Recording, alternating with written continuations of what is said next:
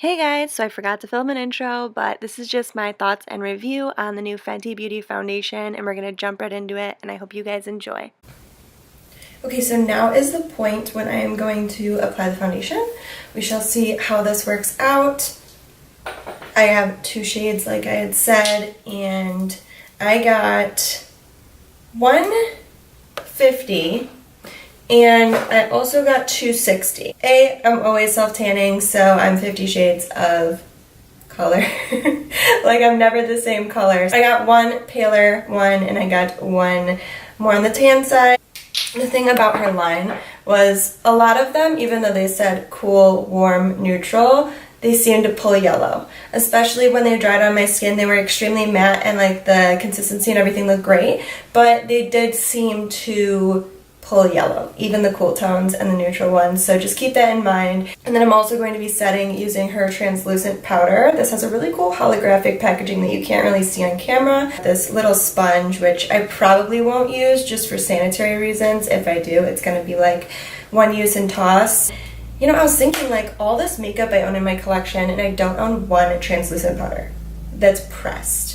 And I always carry around the loose ones, and it can be kind of messy. I'm sure if you've ever carried around a loose powder before, it can spill in your bag. I just thought that maybe that would end up being my go-to. In the store, I just like simply took it on my fingers and I like rubbed my two fingers together and patted in my oily areas around my nose, and it felt so velvety and smooth. I know that she came out with a lot of highlighters and like cool, fun, colorful things, but I really wanted to test out the face products. When I heard she was coming out with 40 shades, I was ecstatic, and I was also ecstatic, of course, when I heard that it was cruelty-free. Any brand that's in Sephora, it's actually partially owned by Kendo, but they're doing the collaboration with Rihanna, and for them to go cruelty-free with this, it's essentially another high-end cruelty-free beauty brand, and that's something that I always want to get behind, because a lot of these luxury brands, unfortunately, are not cruelty-free, and that is sad to me. I'm hoping that this applies well. I'm going to stop chattering now. I think I'm going to go in with the lighter shade today, which, like I said, is 150. These did seem to oxidize just a little bit on my hand,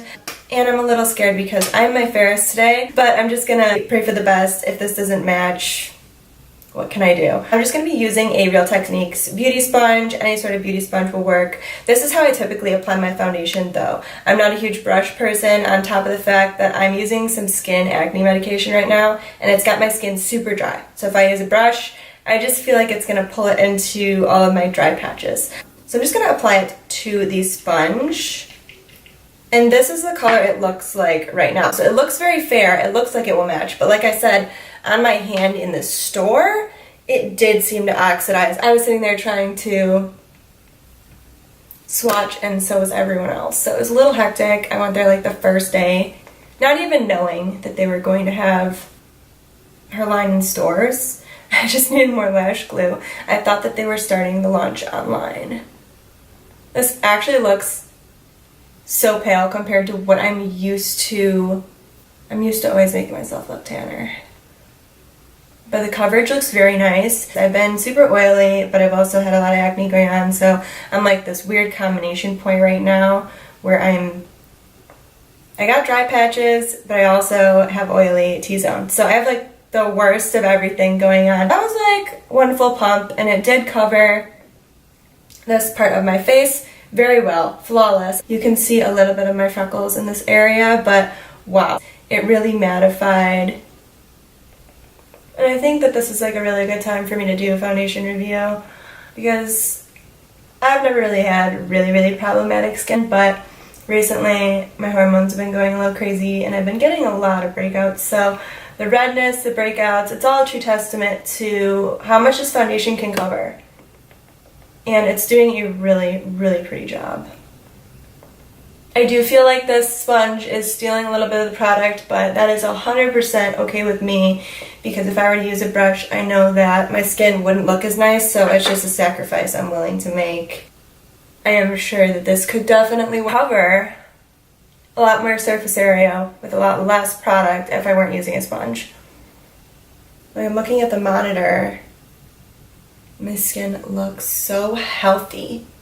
Healthy but matte, and that's kind of a hard combination.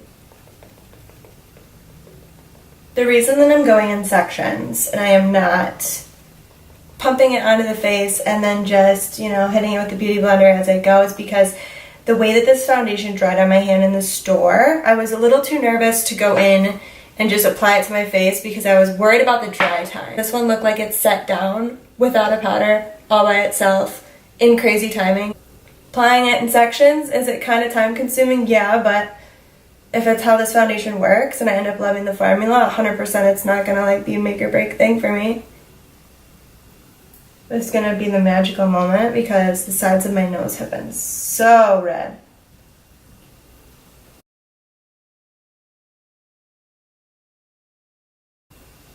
Okay, so I am just going to point it out. Around this area right here, I don't know if you guys can see, it is a little cakey. I don't know if there's any foundation right now with how dry my skin is, and it wouldn't do that. It's just, I'm trying to deal with it. So I'm going to have to pull this down my neck a little bit, but I'm going to finish up the foundation and I'm going to come back to you guys when I'm ready to set after I've done some concealer. Okay, so I'm back and I did use a tiny bit of the translucent powder just because if I don't set right underneath the crease of my eye instantly, it will crease. So far, it didn't turn dark or anything, which I'm really excited about because I didn't know if this would be an under eye powder that's kind of like a category of its own, but it didn't make my under eye area look dry. It didn't like accentuate my fine lines or anything. And the thing is, this foundation, I used the Tarte Shape Tape concealer with it, and they almost have the same consistency, like dry time, like it's like Tarte Shape Tape for your face. So now I'm just gonna go in and set the rest of my face with this powder. This is Universal. There's one shade, and I'm really hoping that there's not flashback with this because I have to take pictures for the gram, and that would be awful. I'm gonna go in with my Morphe R3, just a fluffy brush, and I'm gonna go in under the eye area, but really the whole face. I am gonna go heavier around the nose and the T-zone because like I told you guys, I'm combo right now. This foundation already is so matte that if you're extremely dry, you pretty much don't need to set it, but I definitely was going to. I also just think that when you use a translucent powder and you set your foundation fully, any bronzer, blush, highlight, anything you put on top is going to apply better, more evenly. It's not going to grab onto any foundation. I did bring it down my neck as well because my neck is like the palest thing on my entire body. It's weird. I'm really liking this powder. It doesn't look like it's sitting on top of the skin. I will say this foundation is kind of getting in the lines around my mouth. Tends to happen with a lot of drier, more matte foundations. Overall, I mean, you guys can see on camera, like it looks pretty flawless. But I do know that this camera does not pick up every little detail, so let's keep that in mind. My face feels so velvety and soft. Really did a great job at minimizing my pores, surprisingly. Okay, so I just used my Morphe Prep and Set. Let me just break down the prices really quick. 8.5 grams, and it's $32. So you're getting a little less, but like I said, for the practicality of if you're a girl on the go and you need to be able to bring something with you in your purse, and loose powder is really messy, then this Fenty Beauty powder might really be a good option.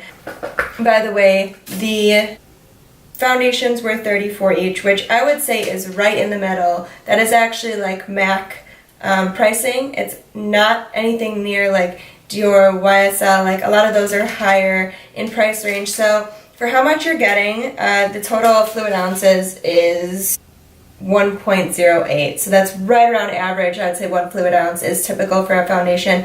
I'd say it's a pretty good price point. Yeah, it's more than your drugstore foundation, but if you're a big fan of Rihanna, if you like cruelty-free beauty, if you love luxury products, and if you're into matte foundations, it might be worth it. Because I'm going to wear this around. I'm actually going to check in with you guys during the day. I've seen a lot of other people do it. It's really helped me when I'm trying to decide whether a foundation is going to wear nice, because sure, it applied nice and it looks great now, but what about throughout the day? It is currently 4:02.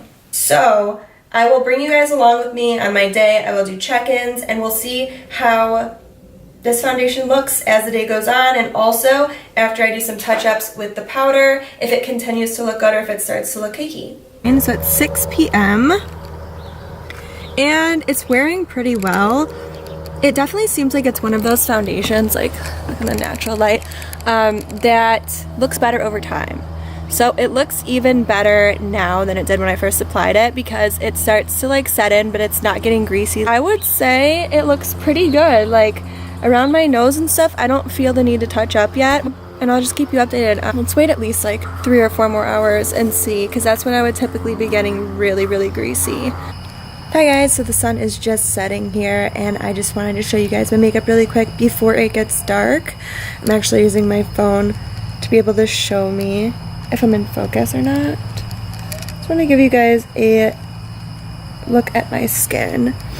It is getting a little shiny, but like normally at this point I would have had to blot already. So I'm pretty impressed. It is 8 o'clock.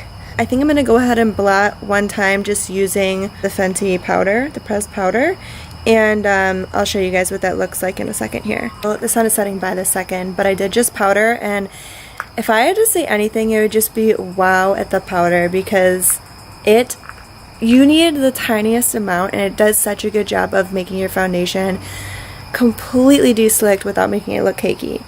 Hi guys, so it's literally 2 a.m. and I've been wearing this foundation for a total of 10 hours, something about that. I've powdered once, as I showed you guys in the previous clips, and I just wanted to give you my final verdict on everything. As you can see, I am getting a little greasy, but that's a given considering I've only powdered once today. I would say I'm really loving it. To be honest, like my husband even complimented my foundation, which he knew I was doing a review, but he still rarely compliments my makeup. So I would say that I'm going to give it a thumbs up. I'm going to approve of it. It's kind of interesting because as the day went on, the foundation actually looked nicer. And I love foundations like that because of my oily tendencies. I would much rather look kind of dry at first, and once I get out of the house and start running errands and start seeing people and start doing things, it's such a great trade-off for me to have foundation that looks good throughout the entire day and isn't an oily mess 5 hours in, or even earlier than that sometimes, and it's a little dry at first. So I'm going to go ahead and I'm going to powder with this Luxie Beauty. It's just the JD Weighty brush. I've been using this. Just going to grab a little bit of the translucent powder, and I'm going to show you guys how quickly this mattifies the skin. It really is crazy. You need the tiniest amount, and it goes such a long way. So this is what it looks like after powdering. It looks so healthy, and honestly, my face doesn't even feel sticky, which is crazy considering this has been on for 10 hours. I could continue to wear this, but I'm definitely going to give my skin a break and go wash it off and go to bed. I just wanted to run over some of the specs. So the pros and the cons for me, I would say if you have dry skin, this foundation you might not like it, but everyone's different and everyone prefers different things. So my skin's dry for me right now, and I still enjoy it. I love it, and I'm going to continue to use it. Dry skin, it's really up to you and your preferences. Combo, I'm going to say you'd love it. Oily, I really think you'd love it. I think that it's worth the price. I think that the packaging is beautiful. I mean, the frosted glass. I think that the powder is worth it. I think this is actually one of my new favorite powders, and it's just so convenient that I can bring this around with me, and it's not, like there wasn't even kickback with this when I used it. Such a little bit goes such a long way. There's no cast, it feels like velvet on the skin, and it didn't flash back. If I didn't already mention that, thank the Lord. As the day went on, all of the creasing situation, it's pretty good. I always get a little bit of laugh line creasage, but it was so minimal. I mean, this foundation, I'm really liking it, and I hope that you guys enjoyed my review. I know it was a little all over the place. This is one of my first YouTube videos ever, so just bear with me. And yeah, I'm really excited to see what Rihanna comes out with next. If you have any questions that I didn't answer, leave them below and I will be replying. I'll see you guys next time.